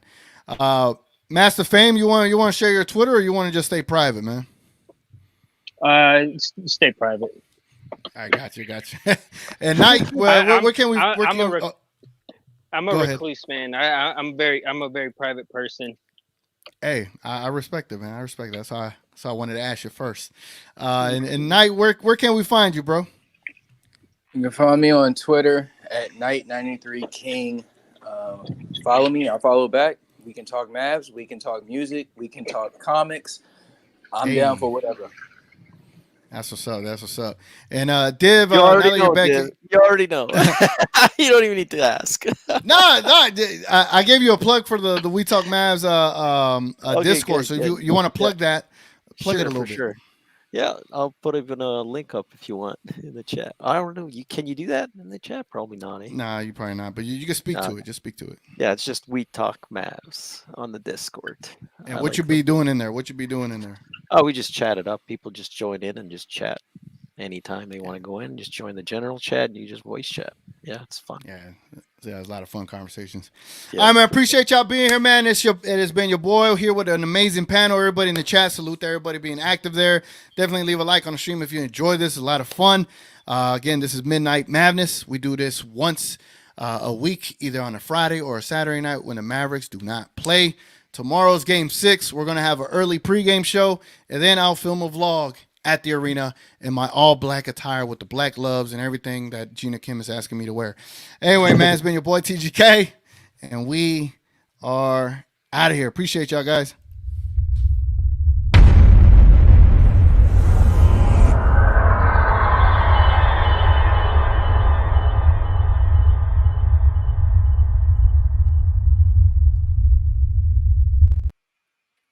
Affect the way you look at things. We still love here. Wayne, let's Knight, get it. if you watching, I'm going to play your song a little bit. Damn, I miss Nipsey, Mac Miller, and Kobe. Shit just ain't the same, and it's wrecking my brain. Fuck the fame, man, it's not why I came. My aim